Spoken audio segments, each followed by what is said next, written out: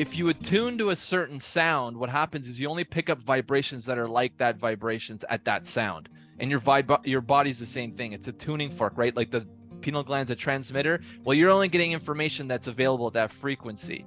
So if you're in a state of anxiety and then you go, okay, I'm going to create and manifest whatever it is that you want to create that will relieve that anxiety, and you go into your visualization or you meditate and you contemplate this thing, and then you let it go and then you go about your day, but you're still in a state of anxiety, then your perceptions are filtering the information, the ideas you get through that anxiety.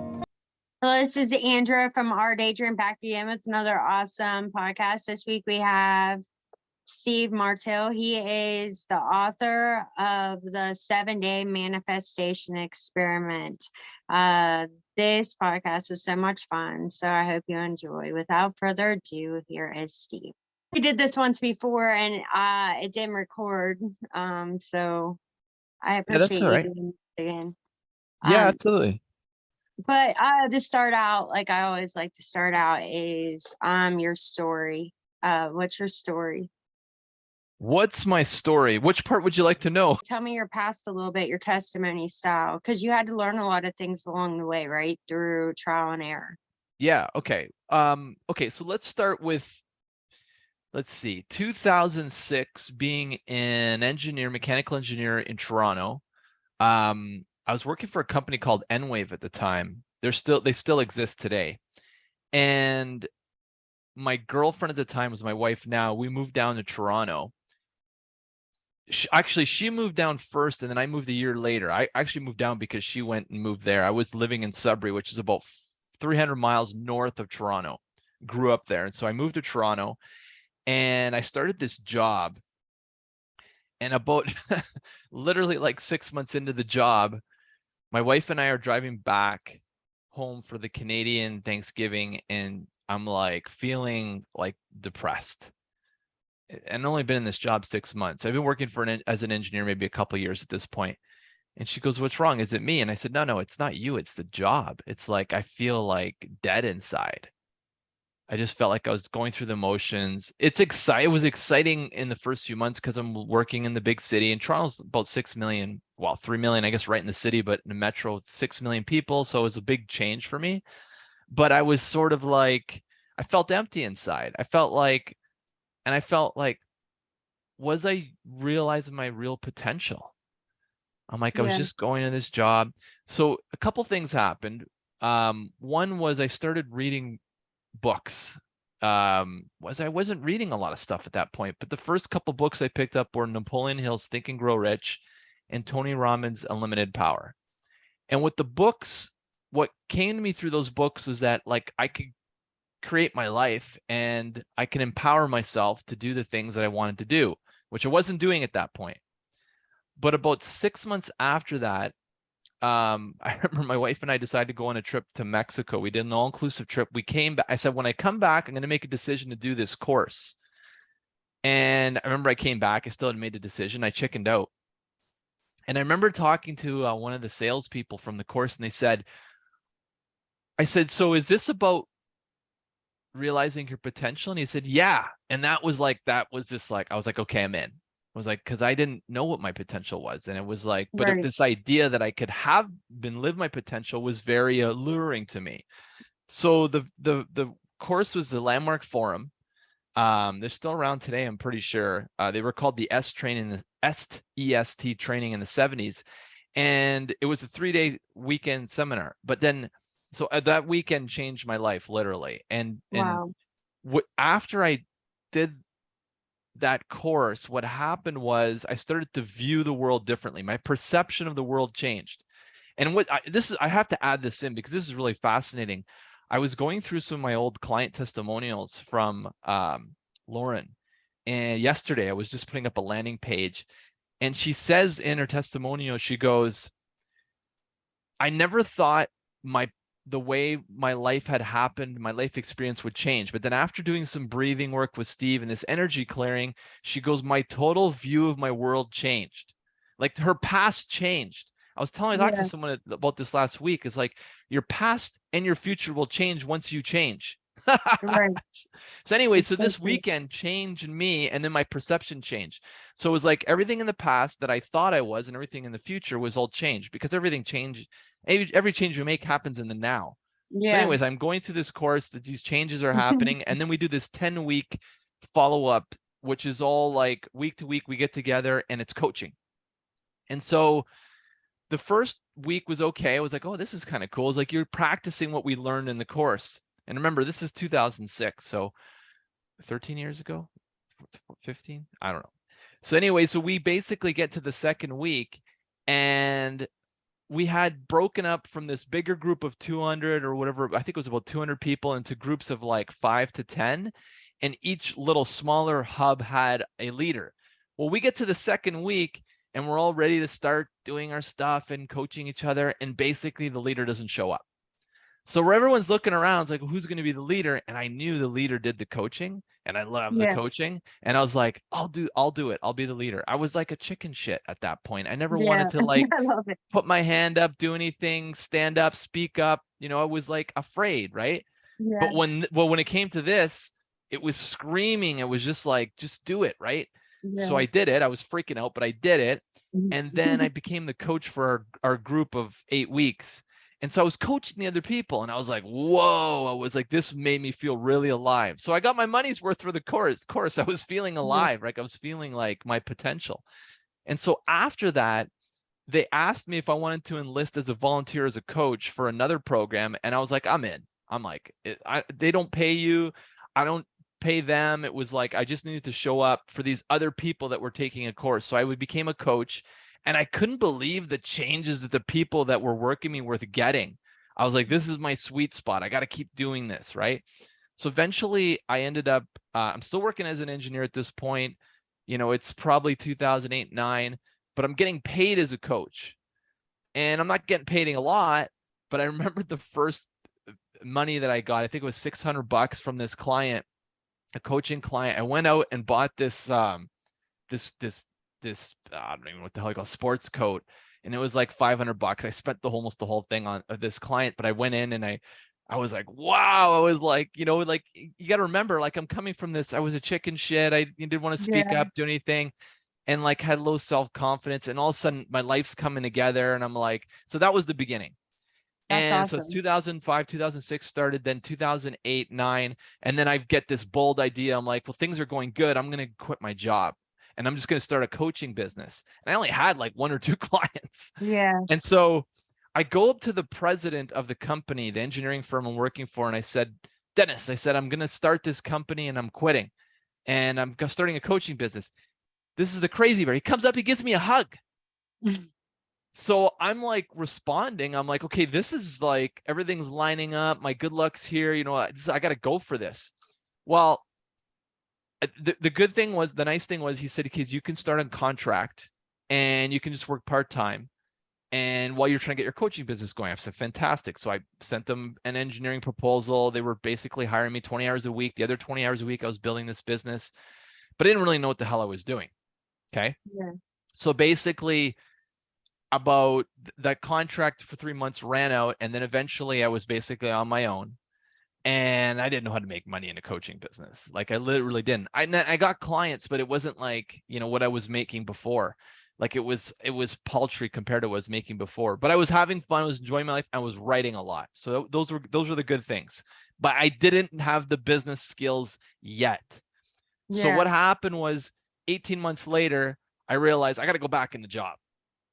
So I decided, and this is right after the great financial crisis. It's 2009, 10, and there's not a lot of jobs. Unemployment's higher, even in Canada. And so basically I'm like, okay, I know that there's this higher power that will respond to my intention. So I'm going to create a new job, but I want it to be something that I'm going to be happy doing. I don't want to go back into an engineering job, feel empty. I want to do something that fulfills me. So what I did every morning is I started the 7-day manifestation experiment, as people know it today. And I would just practice getting into this state of feeling as if I was already doing it. And I would wake up, and sometimes I'd spend an hour or two just like in that space, because my wife would go to work and then I'd be at home, right? And then I would do my writing. And then if I had any clients, I would do my thing. And And the reason I had to do this because basically we had gotten a lot of debt and there was no money coming in. So I basically 35 days from the day that I started, I ended up getting a job and a signing bonus for $10,000 to relocate from Toronto back to my home city and work for Aw. this guy that was, I had a lot of fun in that job. And then I had basically left that job, went to another job, but all the time still practicing what I was doing with clients on the side. And then eventually, as an entrepreneur, I ended up doing some marketing with some construction companies because engineering construction sort of, it's tied. There's always so I met a lot of people, I had a lot of people in my network, and I realized these construction companies were terrible. They were horrible at marketing, and they could use the help. And I ended up getting 4 clients that first year, ended up being 6 figures. And that was my first official woo-ha into the entrepreneurial space, and I've never left. So that's kind of how it started. It's so awesome. I have a lot of Christians that actually follow me. And so I stumbled upon today your video of how does Jesus play into manifesting. Can you tell us about that? Yeah, absolutely. So again, this is just my opinion, my point of view. Everyone has their own point of view. There's no wrong points of view. There's just points of view that either disempower or empower you. That's always been my take. Like, you can believe whatever you want, but if it disempowers you, then why would you do that? Right. Right. So my viewpoint is that, and if you've read the book, you'll realize my viewpoint is that God is a part of us. It's not like Old Testament where, God's outside of you and he's this deity that you're subservient to. Yeah. God's all in everything. It's he or she, or it doesn't have a female or male state. Yeah. It's omnipresent. It's an energy that's omnipresent. And so my definition of God, and that's probably a good place to start, is it's an energy that's benevolent, meaning it's for the benefit of all. Yeah. So that it doesn't have favorites. And so the way I look at it is that if God is a piece of everything and it's omnipresent and it benefits all, then this energy is not subservient to anything. It's to expand and it's to create whatever you want to create. You have free will. And so my view is that Jesus was a human being incarnated with a piece of God, just like every other human being on this planet, except that he was here as a way shower. He was here as a demonstration of what it is to be an empowered human being. Messiah, the teacher. Right. Yeah. Not that anyone else doesn't have the resources and the opportunities that he had. We all have a pineal gland that we use to download and send information. It's a transmitter. He was using it at a different level than most human beings at that time. They got scared of this guy. Like, who is this guy? Right. He's creating all these miracles. He's healing people, and they killed him. Yeah. And that's why I believe they killed him, because he came in and at such an advanced level, they were like, who is this guy? He must be an ET, or must be, from another planet, another dimension. But there's lots of people here right now on this planet that can do the things that he was doing. True. If you've ever listened to Joe Dispenza talk about his retreats that he does, these 7-day workshops, and if you don't know who he is, doesn't matter. What's relevant is he talks about people like they're meditating and they do that for hours during the whole week, and literally the person's head and their base of their spine is touching the ground, and the legs and everything else in their body is levitating. Wow. It's like people that are going in blind, legally blind, are coming out and they can see, and then they do tests on the eyes, and they show that whatever, if there was like an obstruction or something, it's gone. Yeah. So these are people that are healing from using the biology we have. So my take is that Jesus was here as a way shower. He was here as a teacher, but he was also be like a demonstration of what is possible in a human being. And I think there's other people on this planet now that are in that same place, that are maybe not at the same level of mastery as him, but definitely here to be a way shower for others, to say, this is what's possible in my life. I'm here to show you that that's also what's possible for your life. If I Right. can do it, you can do it. Yeah. So true. So I was, which until this interview comes out, it'll be like the previous week's interview. I was interviewing a pastor, and he had spoke about how basically we have a body inside of our body, and it's the spiritual body. And so to me, I to take my eyes outside of religion, I believe that that is the auric body. So like, you know, the religion will think that that's a spiritual body, but also I think that that would be, you know, the auric body. um but how important do you think it is for the auric body or the chakras in manifesting? Okay, great question. So very important. And I was on a podcast last week where we were talking about, you know, like if you're watching this and you're in a bad place, meaning you're worrying about money, or you feel really sick, or like emotionally you're just, let's stick with the emotions, because there's lots of different things that could be going on with people right now. You have a lot of anxiety and a lot of fear. What happens is that if you try to create something from that space, you got to think of like the human body. I'm going to give you a different model of the human body. Human body is just a energetic possibility. And what I mean by that is that it's a frequency of vibration. Sound is a vibration. So your body has a frequency of vibration. And so if you attune to a certain sound, what happens is you only pick up vibrations that are like that vibrations at that sound. And your body's the same thing. It's a tuning fork, right? Like the pineal gland's a transmitter. Well, you're only getting information that's available at that frequency. So if you're in a state of anxiety, and then you go, okay, I'm going to create and manifest whatever it is that you want to create that will relieve that anxiety, and you go into your visualization or you meditate and you contemplate this thing, and then you let it go and then you go about your day, but you're still in a state of anxiety, then your perceptions are filtering the information, the ideas you get through that anxiety. So why does that happen? Is it happens because there's usually imbalances in the chakras, and the bottom three are the most important, usually because those are the ones that carry negative states, negative vibrations, negative frequencies of vibration.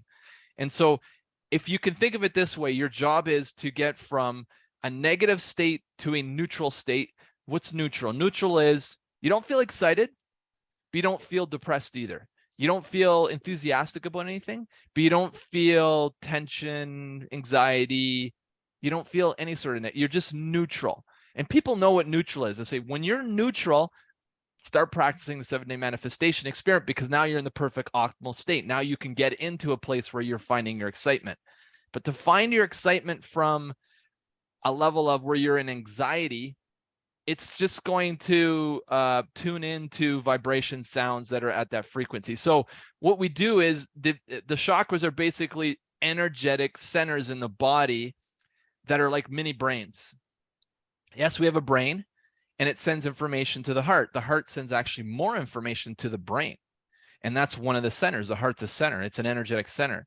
Same with the sacral, same with the base of the spine. There's another energy center. These are all little brains, and these little brains send information to our brain, which change our perceptions. Like I said, you can only get the information you're the frequency of. Yeah. And if you're trying to create something new, which is not part of your past, right? A new future, like I said, you've got to balance the energy centers. Like I mentioned earlier with Lauren, where we like balance the energy centers. All of a sudden she realized her whole past changes. Why? The perception changes. Why? Because the energy is balanced around the center. In this case, the heart. So if you balance energy, and I can give you another example. There was a guy that I worked with, was a construction worker. This is about 3 years ago, and he's going through this horrible divorce, 2 kids, and they're like, she's giving him a hard time. They're arguing about finances. She's trying to sue him. The lawyers are involved. It's a mess. And so it's a Sunday night. He's having a bit of a panic attack. He starts working with me, and we spend 90 minutes on the call to get him balanced again. Because that's all I do, is I'm basically balancing his energy centers. So his heart, like if you were to look at a graph, you can look at different graphs that will show like what your energy centers are doing. And if you look at a chart of this, you'll see that, like, for example, let's say that a fully coherent person, the heart, basically, if you're looking at me, the lineup of those frequencies or the thoughts or the thought vibrations that are picked up from the heart, let's say they're right in the center. But for most people, it's like way over here, or it's like way over here. They're way off center. Oh, So wow. That's it's crazy. I never knew that. yeah, and if you look at these charts, you're like, you could see someone's, like, for example, their throat chakra, it's like, they're always having issues with their throat, their voice, they can't speak up, they can't, and all of a sudden it's like way over here, and it's not in the center, it's not coherent with the body. So if you look at these charts, you're just like, oh wow, that person's totally out of balance. That's What I so do cool. in this 90-minute call is I got them balanced again. And guess the first thing I say, what would be a word to describe how you feel? He came in with anxiety. He came in with fear. And I said, give me a word at the very end after we went through the whole process. He's balancing. I said, give me a word to describe how you're feeling. He goes, all I can feel is love. Now that's a balanced human being. Yeah. And if someone who feels that is going to act very differently, right? Right. And so again, like I said, when that happens, your past completely looks differently than what you thought it was in that moment because you're balanced. And the future, by the way. So he runs into his ex-wife 2 days later. He called me up because I was like, I just ran into my ex-wife 2 days after we had that call. And I went to pick up the kids. I haven't seen her in 2 years. We've been texting. We hadn't actually saw each other in person. And he goes, I apologized to her. And she apologized to me. And then they're starting to work out their divorce, right? Because awesome. The kids and all. So anyways, it's like when you get balanced on the chakras, when everything's back in alignment and balanced, and when I say balanced, coherent, what do I mean by coherent? 10,000 people in a stadium, if 1,000 out of 10,000 are clapping, that's incoherence. That's out of balance. That's where the heart's way over here. The throat chakra is way over here. It's not even in the physical body. Okay, coherence, all 10,000 people are clapping in sync. Guess what happens? Lots of energy, lots of intensity. Now it's like when you go to create something from this balanced, neutral state, guess what happens? There's lots of energy and it's very clear. Your intention is very clear. Okay. That's awesome. So you got to think of it this way, is that if you go to use the 7-day manifestation experiment, you're setting an intention, right? To create whatever it is you want to create. These out of balance chakras, whatever they are, the throat, or like I said, it could be sacral, whatever it is, they're like counter intentions. It's like the intention that you want, and then there's the counter intention, which is totally opposite.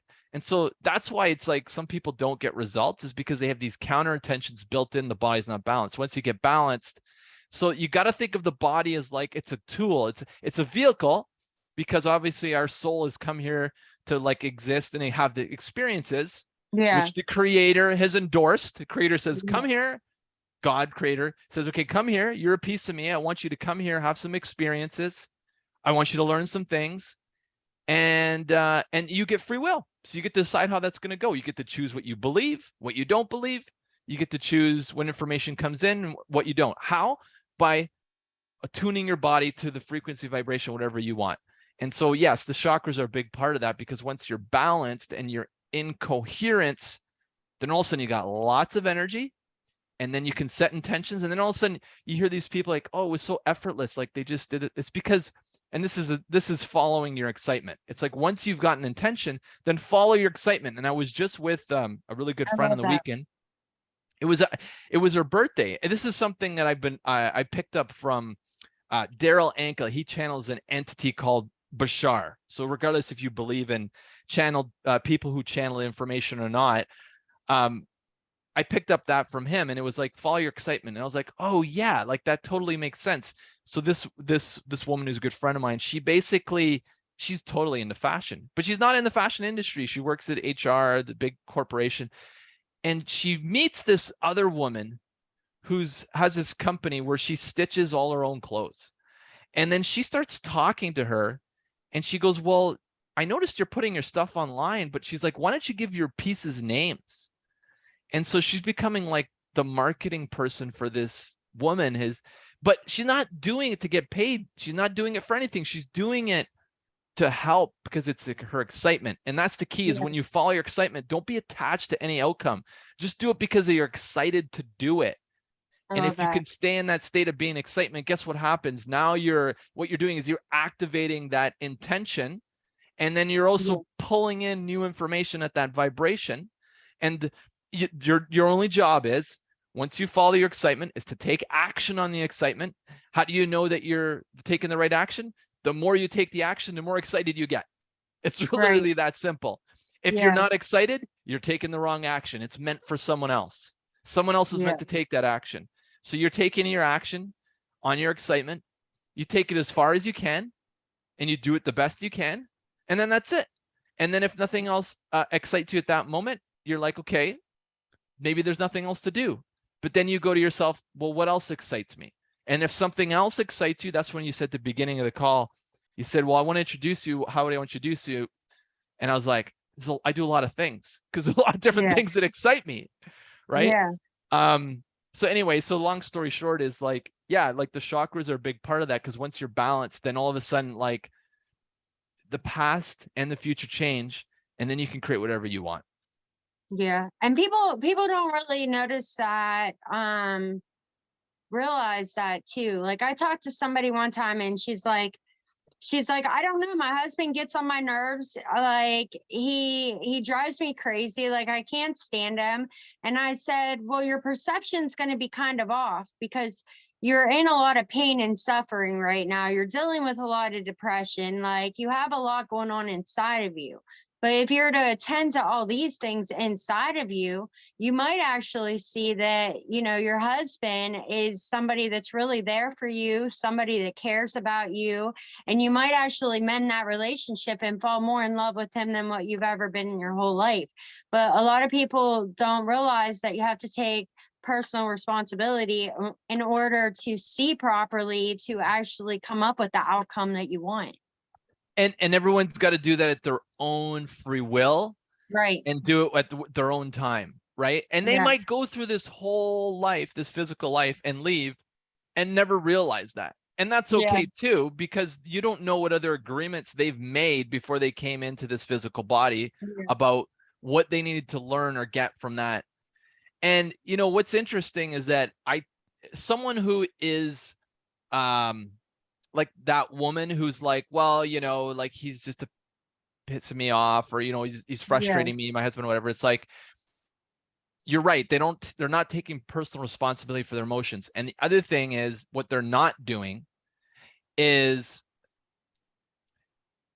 they're not, like, a person who is, let's say, imbalanced is very irrational. And you say, what do you mean by that?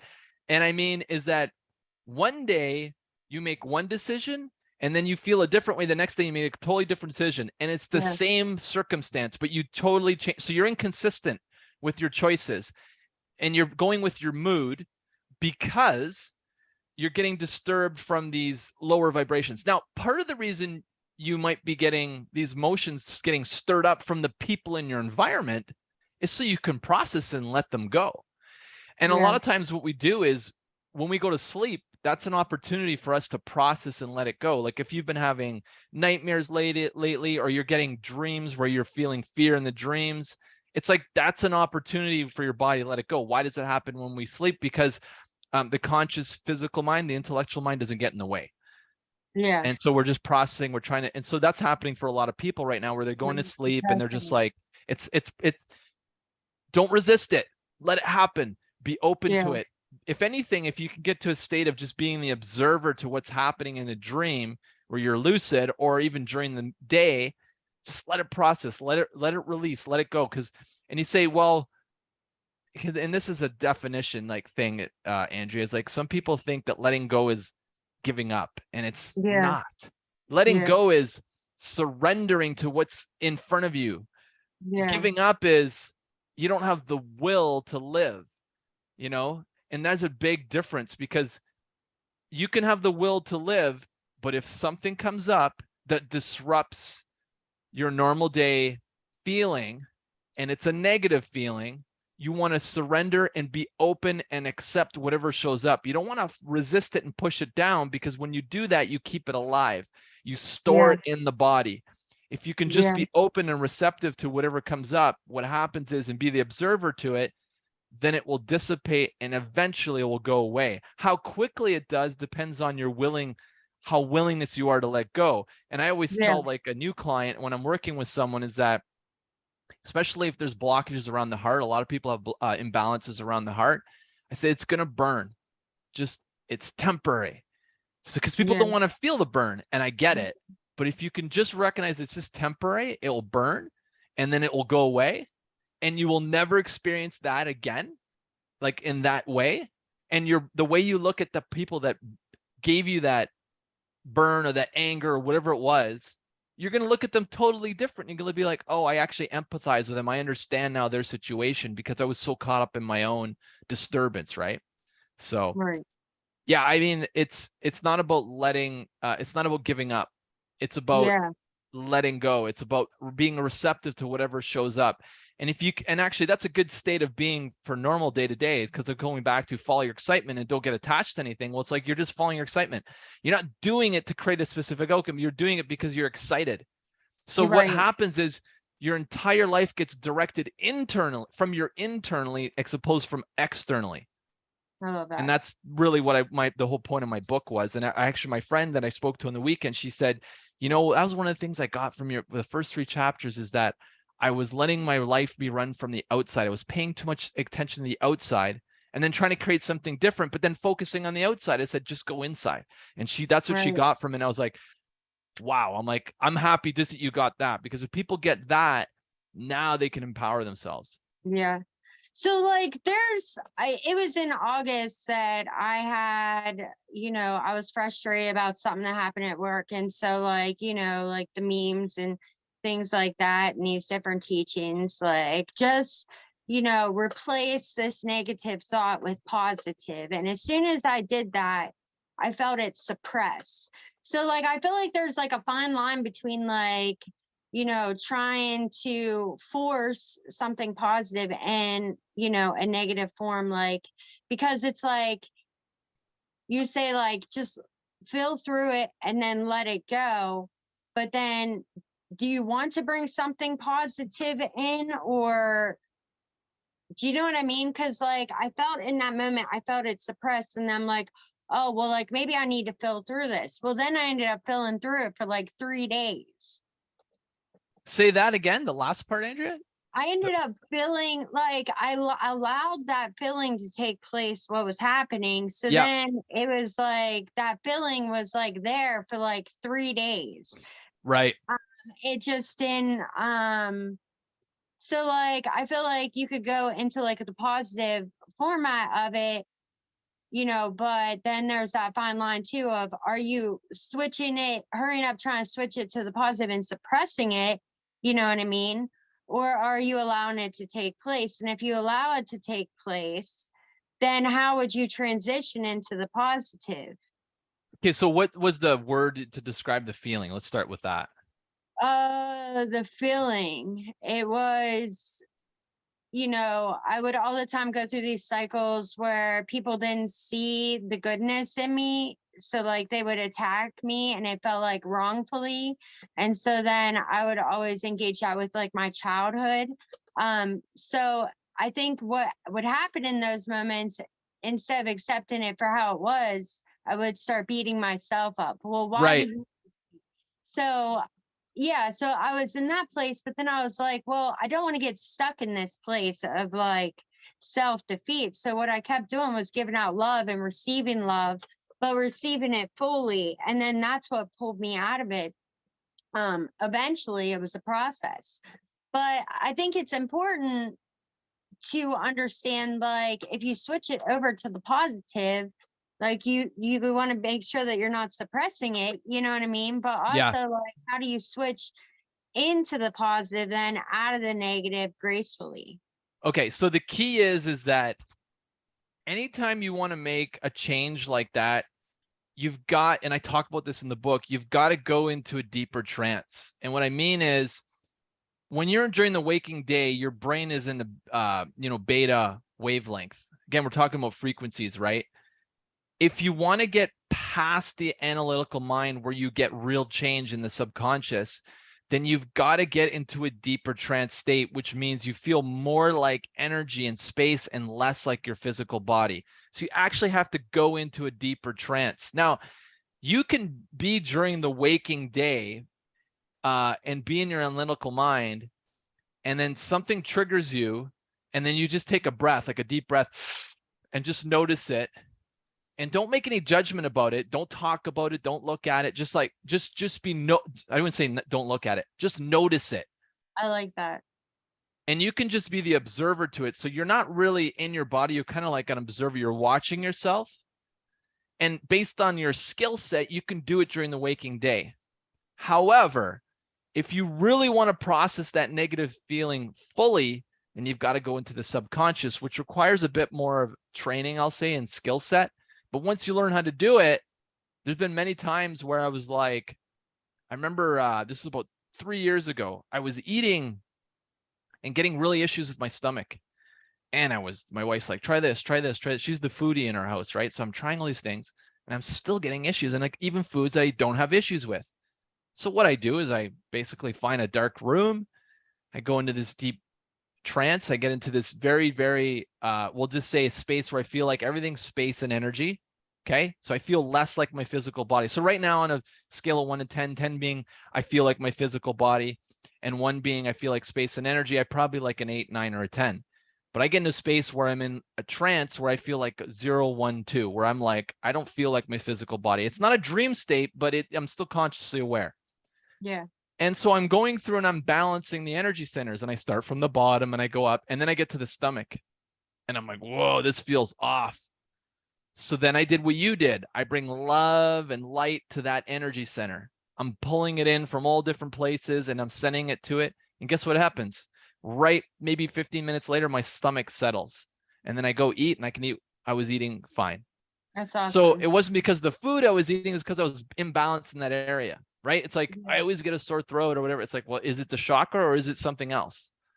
Yeah. So the key is to get into that state. Now, if, like I said, if you have a certain level of skill set or mastery of the process and you're very aware, then you can do it on a moment to moment basis. That's where I believe the new human is going, is like, you'll see someone in a grocery store, they've got a red sweater on or a red hoodie, and then that triggers you and you get a negative trigger, and then you can let it go within like a few minutes. That's where I think we're going. But if you're not, and you go to, or you see a coworker and someone like jabs you or says something, and then all of a sudden they triggers you. Now, let me say this. It happened to me a lot when I was working as an engineer. And one of the things I realized is like, I'm the only one that matters in the equation. And what I mean by that is, it's not a selfish thing. It's a way to look at it. Like, if someone's going to throw you under the bus or like just like insult you, it's up to you to set boundaries of what you believe you're worthy of receiving. And one of the examples I give is that I had this job interview and I was laid off from one job, and then I got this job interview, and the guy that interviewed me, he said, well, this is one of the first things coming out of his mouth. He goes, well, I hope you stay with us, because, and I was just like, hope you stay. That's a weird thing to say. I was like, in the first interview. Right. So I take the job. I worked there for 2 weeks. The first week, I noticed that in his conference room, in his office, the owner's office, he was on the conference call and he was throwing papers and erasers. He was pissed, right? And I was just like, wow, I'm gonna stay this guy's way. But then the next day, first thing in the morning, he comes, he gives me a fist pump. It's like, he's your best friend. And the second week, I was like, okay, I'm just gonna notice how this guy operates. The second week, he goes, did you get this estimate that you were supposed to get to pick up for this construction job he had? And I said, no. And he loses it on me. And he starts yelling at me and stuff. And I was like, that's enough. That night I go home, I write my resignation letter. The next day I go in, I hand it in HR, and they say, is it him? Is it the owner? And I said, yeah. He's like, okay. And I walked out and I dropped off the brand new truck they got me, the laptop and the phone. And I felt this huge relief. And so that was just me honoring, like I remember when I left, this is a key point. There was this assistive project manager I was working with, and she said to me, "Oh my God, good for you. I can't believe you're leaving." She goes, "I would leave, but I got, bills to pay and stuff." And I'm like, I had bills to pay. I had no job prospects. Right. But I knew deep down that I could find someone else to work with that would honor who I was and would treat me with more respect. So that's up to you to decide. Again, we all have free will. So Right. yes, there's techniques to adjust to getting triggered, but at some point you have to also be respectful and honor who you are. And that's what I mean. It's not being selfish. It's just honoring who you are. You're here to create and have experiences. If you want to be subservient to other people and let them disrespect you, that's okay too. You have free will. But again, that's just my take on, if someone does something in your environment, it's like, okay, well, do you keep, submitting to that? Or do you actually stand up and say, no, I'm worth more? Right. Do you think that that would be like a hindsight though, into knowing whether or not your chakras are off balance? Like if there's a lot of people, around you that you see that are triggered, or treating you a specific way, that might be, basically like your thermometer to say, hey, maybe I'm not, centered. Well, part of it could be that the people around you are unconsciously responding to your own imbalances. Yeah. Right. And so they're jabbing you because you're attracting it at some level. However, I've got to say that, like, once you become aware that you can balance your chakras, if you get balanced and then you go in, this is another job. I've had a lot of engineering jobs. I tried all different things, right? For me personally, working at home's the best. But what I realized is that when I actually would go into work, I would meditate in the morning and I would spend time to get centered, and I would have a great drive into work. And then I would get into work and I'd have like 150 emails, people constantly tapping me on the shoulder. And it was like, I almost lost my mind. Yeah. And I had to leave that job. So that for me personally was like, I couldn't have, I was in cubicle land and people were tapping my shoulders. I didn't work at home. There was no work at home thing at this company. And I was just like, I can't do this. Yeah. I work the best when I'm on my own. Now I do have partners and people that I work with now, but it's like, I'm the best when I create my own space. And so for me, I kind of learned at one level, I got to say though, when I was getting a lot of this stuff happening, I was getting triggered. I was getting triggered like crazy. I wasn't spiritually aware enough to realize what was happening. Yeah. Okay. And because of that, there was an opportunity, but I didn't see it. However, it doesn't mean that that's not going to go away. It doesn't mean it will come another way. You'll get triggered another way. So even if you're working at home, you'll get an email from the client and it will trigger you. And it's by design, because the energy wants to get released. Yeah. So yeah, I don't know if that answers your question, Andrea, but that's so awesome. Yeah. And it's like, we could try so hard not to attend to certain things, but like the universe, spirit, God, like no matter, like it's relentless and it's just going to keep showing back up in cycles until you're ready to attend to it. Yeah. And if you think about it logically, it makes sense. It's like, what's the purpose of our life? What's to have experiences and to grow as spirits, as souls. And if you don't get it in this lifetime, there's a rationale to say, like, you got an infinite number of lifetimes. Right. Because energy can't, if the soul's energy and you can't be created or destroyed, then you live infinitum. So if you do, that means you come back the next lifetime as a woman, as a man, as someone else. Oh Lord, I don't want to come back for another lifetime. That's my wife says too. But you could come back and it'll be like, you have to learn the same lesson and you have as much. That's creator's very patient. Yeah. Just you have as many lifetimes as you want to learn that lesson. And for some people, it's like, and that's why I say we're here to experience things and learn. And if you at some level you experience those things, you learn. It's like, I think one of the things that we're here to learn is how we create our world. Like this whole thing of manifestation. It's like, because in other lifetimes or other dimensions or other aspects or perspectives of your soul, things are instantaneous. Think about dream state. It's like, Yeah. I'm doing this, boom, you're doing it. You Yeah. think it happens. Right. We're in a very dense vibration at planet Earth, meaning the gestation and the way things happen is slow. So if you come here, it's to teach you patience. I think that's one of the things that I've been come here to learn. So, but anyways, it's going to be different for everyone. Yeah. So I think like in like the religious mind, like manifestation makes people uncomfortable, but manifestation really is, I believe, like faith with works. But then also I think about like the auric body, and then that makes religion uncomfortable. But Well, if you look at people that have had like their leg amputated and they can still feel their toes, it's just proof right there that there is this spiritual body inside of our body that we can even feel whenever we get our limbs cut off. So, and that proves time and time again. So like it talk to it me about really why someone who's religiously oriented would be uncomfortable with the idea of manifestation. Just give me some insight into that.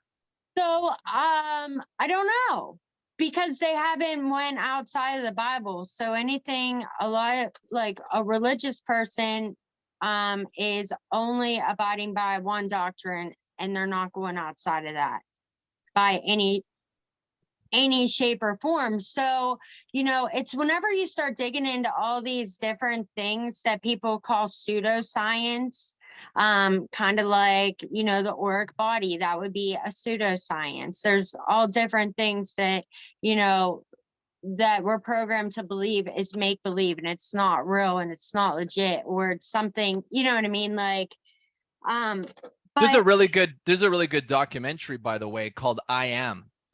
yeah, And the director who directed Ace Ventura, right? You've probably heard of that. yeah, He directed this documentary. He was actually it was about him.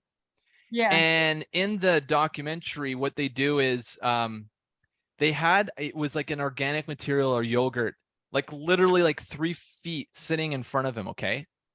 And they had electrodes hooked up to him, and they were asking him questions. And at first they were very like harmless questions, like, yeah. what'd you do yesterday? What do you do for your career? Just like to warm him up. But then they said, how's your relationship with your lawyer? And it was like, he had this reaction, right? And in fact, 2 things happened. One is he had a reaction before the question was asked. It was like milliseconds before. Okay. So there's some That's sort of so a level awesome. of psychic ability that we have. Number Yeah, 2 is, again, this is science. connection. Number 2 is they had electrodes in the organic material, and they spiked as well. So you're affecting the world around you. It's It's scientifically so proven. awesome. Watch the documentary if you don't believe me.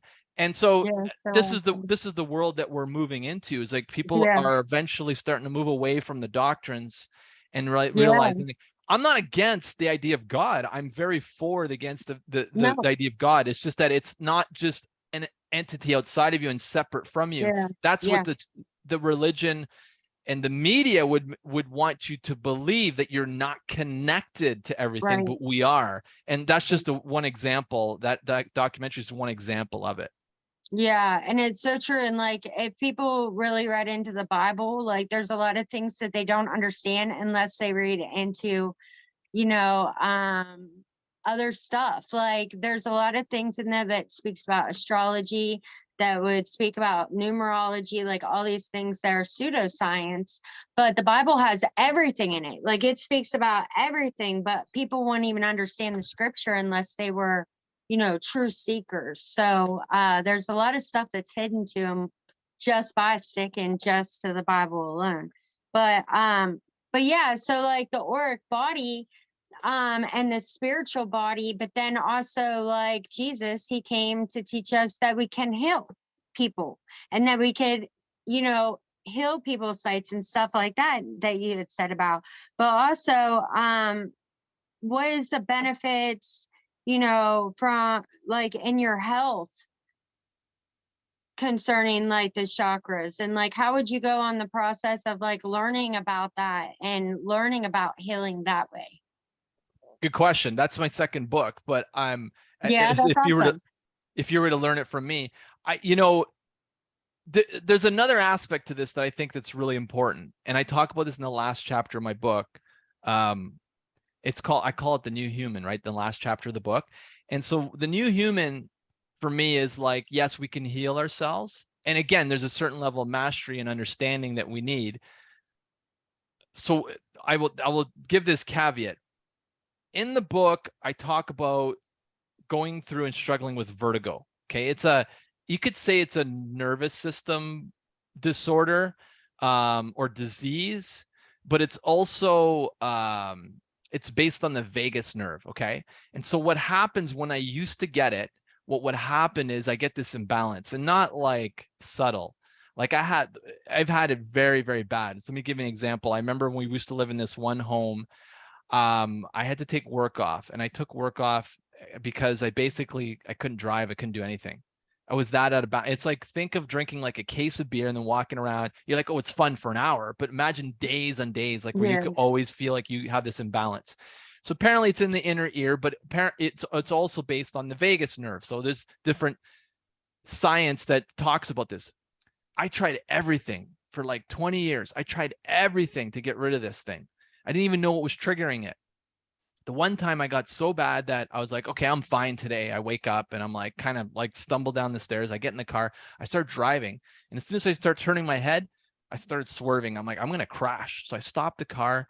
I carefully drive back. I went back to my house, and then I threw up all over the kitchen because I was so dizzy from just like that 5-minute drive back and forth. And that one time I actually had stayed home for a month. I couldn't do anything. And all I was doing was meditating because I didn't know what else to do. So meditation alone was not the answer, but here what was. So the food we eat affects our health. Okay. And so what I used to do, and I found the trigger for this whole thing, and I haven't had it since, is that I eat sometimes around Christmas pastries, and there's a lot of gluten and egg in those pastries. Okay. I love my pastries. So what happened was I started to eat the gluten and egg. It is, again, there's lots of people, tens of thousands of people have gotten results from this. I'm not just saying it, but there's not a lot of science to back this up. In fact, I would even say that science, the mainstream science and doctors will not want this to come out into the mainstream because it empowers the human. Yeah. And it's like, they make money off of these medications in these ways. So Yeah. So what I ended up doing is my wife says, I want you to take some celery juice. I will make it for you. And then that will help clear up the viruses that are causing the inflammation of the vagus nerve, which is causing this dizziness, vertigo. That's so awesome. So what I do is I end up basically, the whole premise of this is that if you can take the celery juice, what it's going to do is it's going to pull out the gluten and the egg from your system, and then you'll pee it out or whatever. You'll go through your system. And if you do that enough, the viruses that eat the gluten and egg in your body will then die off, also go through your urination. And then basically it won't inflame the vagus nerve. And if you think about the rationale of this, the Center of Disease, Control and Disease, or whatever they're called, CDC, Center of Control and Disease, I'm not sure the exact name. They've been using eggs to create in petri dishes viruses for like 50 years. It's right on their website. So I was like, oh, eggs feed the viruses.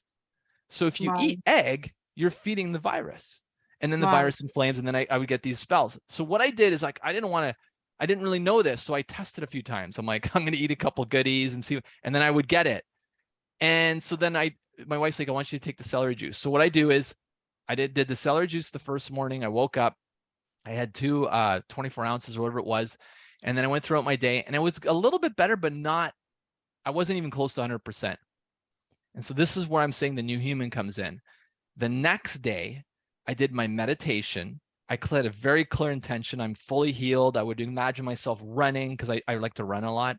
Things I can do when I'm fully healed, and I could feel it. And I would even cry and tear up. And I would spend an hour just in this trance, getting into this state.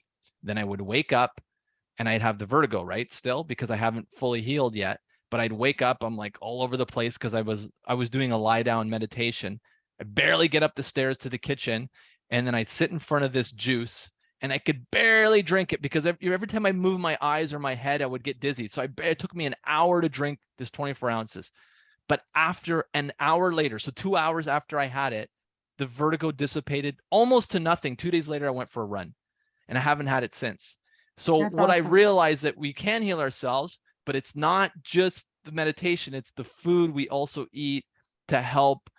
And there's a whole education behind that. And that's, to me, the new human. There's people who have multiple sclerosis or MS and all these different diseases. And I'm like, they're all curable at some level with pure intent. You can't do anything with intention. That's why I always talked about in the book is like, I did the celery juice and it didn't do it.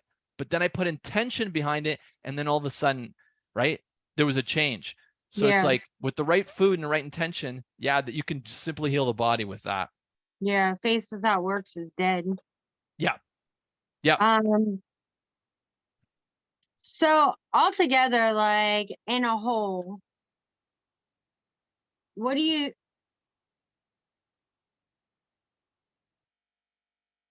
think that would be the benefits from people learning about chakras Oh, as well, a whole? at this stage, I mean, if you're new to intention and manifesting, then I would say I obviously recommend my book. I would say check it out. And if you don't, you go to my video, just look up 7-Day Manifestation Experiment. My name's Steve Martile, and then Google it and watch the video for free. And then if you like it, get the book. And that will give you an introduction to it. Because again, the reason it's an experiment is like, I don't know what you believe. Let's try it and see what happens. If something shows up, then you could say, okay, how far down the rabbit hole do I want to go? Chakras is definitely the next level, the balancing. And then once you, and I would say, if you wanted to learn more about that at this point, since my book's not out, I would say you could Google Joe Dispenza to learn a little bit more about, and he's got a book, and I can't remember, I think it's called Supernatural. And I endorse it. I didn't know he got into the chakras. Yeah, Supernatural does. Yeah. And he explains the science behind the biology and how epigenetics and basically how it all works. And it's a bit more sciencey than a lot of people like, but I definitely enjoyed it. And I took a lot of pieces from it. What I can tell you is that it's funny, I've had more and more requests for this, but I'm definitely going to write this book, and I'm definitely going to come out with it next year and probably help people. And it'll be a training manual on how to actually do it for yourself and then do it with other people, like people in your life. If you think about it, it's like, if you can use this type of modality to heal people with the right proper foods, because this is a part of like what the world we're in, you have to eat, right? So it's like, if you can take the combination of those things, then you could have a potential healer in every home. And then be able to, like, the only reason we go to a hospital then is something chronic happens, like a broken arm or something, like, and then every other thing could be, we all have that power inside of us. I love that. And I love how you do it too. It's like Joe Dispenza, and then you do as well. You don't really tie the biblical in with it, but you are actually like bringing up, religion in some ways to kind of like provoke a thought in their mind. But Joe Dispenza, he takes the science in with, all these other different ways that are kind of hidden from us, and with the biblical and all that, to like, really show people like, hey, look at this. Like, we're way more powerful than what we actually believe that we are. It was interesting because I went to my, because I grew up Catholic, right? I grew up, and then when my parents, when I got into high school, grade 9, my parents said, you don't have to go to church anymore. I was like, oh, fantastic. Because I didn't actually want to go. And so my mom, I have a niece.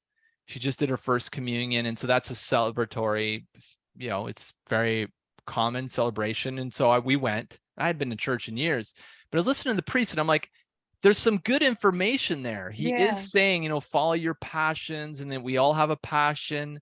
It's funny because he asked everyone in the congregation, he goes, who here has a passion? My wife and I, who here realizes that, what was the word that he said? The passion, but he also said, who here has something valuable to offer? And we both put our hands up, and all the kids put up their hands up.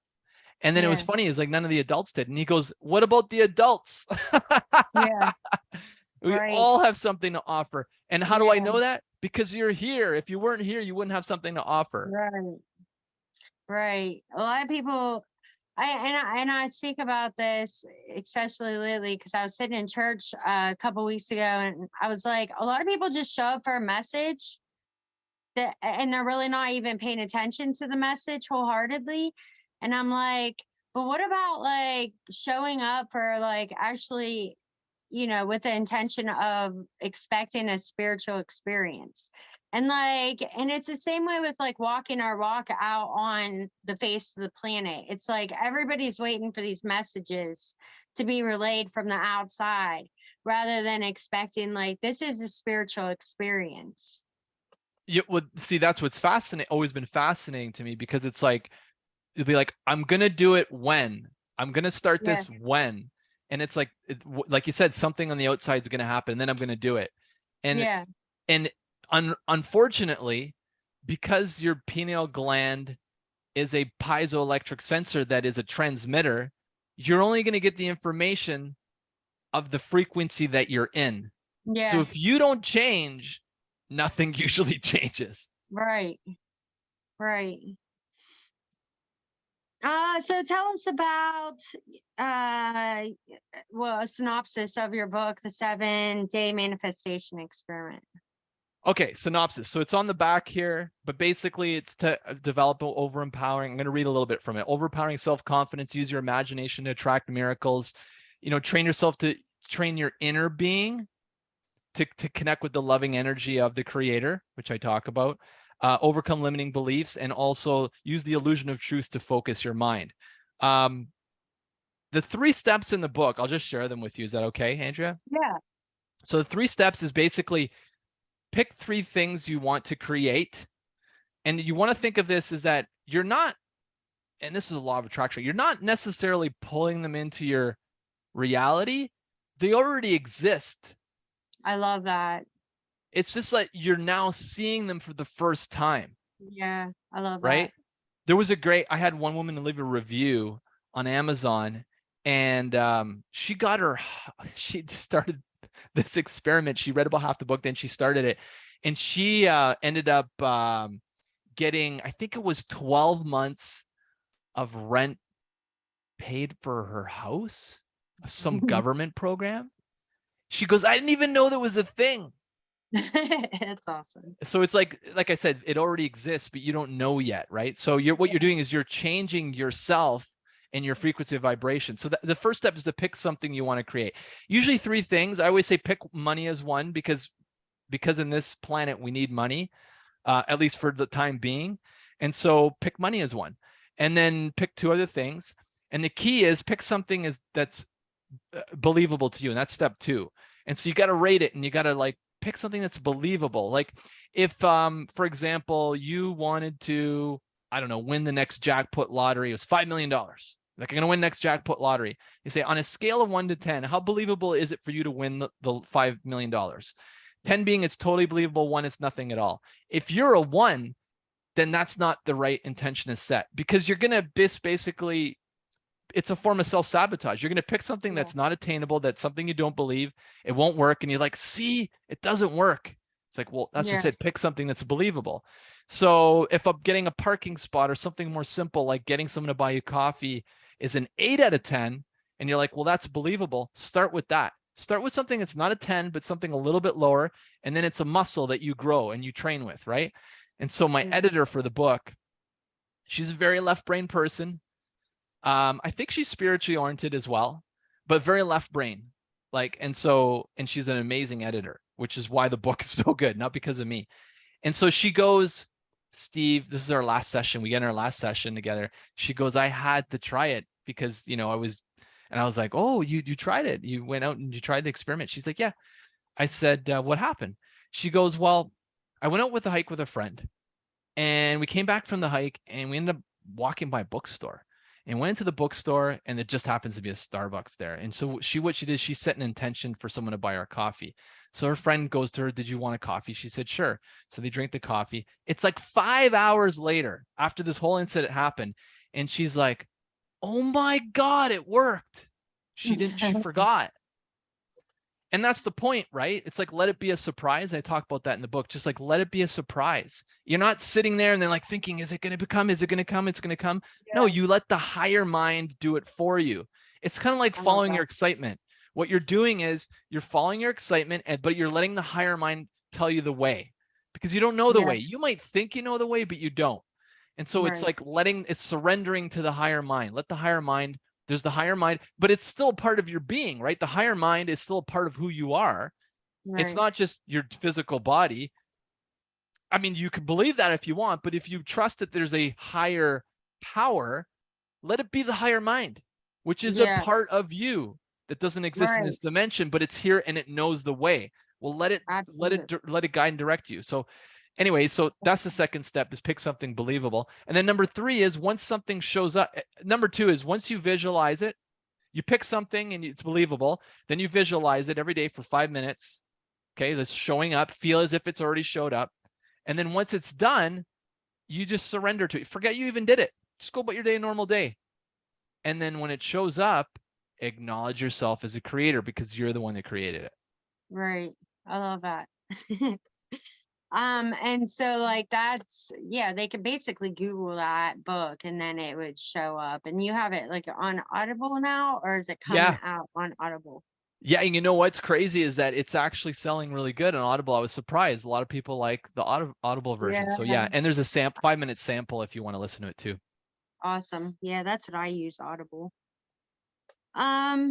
And what other kind of services do you offer? Because you are starting back up with coaching a little bit. Yeah, I am. The main thing is the energy balancing. And the whole purpose of that is to basically, if you're in a really bad spot where you've had child trauma or some pattern, self-sabotaging pattern that's been reoccurring around money or relationships or career or other people, and you're fed up with it and you want to just finally let it go, then I do the energy balancing, get you back to balance. You could use it for, I've helped people with illnesses as well because of that, but that's something I am doing right now. And but it's usually like 2 or 3 sessions and then they're good to go. And then they have the recordings and they know how to do it themselves. I don't have any formal training set up on that, but that is something I'm offering. Yes. That's super awesome. How do they find you? Best thing is probably, so blog is freedomeducation.ca, and then the book, Amazon, Barnes and Noble. You can check that out. Those are the best ways. You can Google me on my YouTube channel as well. My name, or just 7-Day Manifestation Experiment, and you'll find my channel. You can subscribe there. And then I'll be posting all the links as well. Cool. All right. I appreciate you so much for, doing this again with me. You're welcome. It was a pleasure, Andrea. All right. Thank you. I hope you have an awesome day. You too. All right. Bye. If you like this message, please hit subscribe, because we have an awesome guest coming up every week and I don't want you to miss out. God bless. Love you. Bye.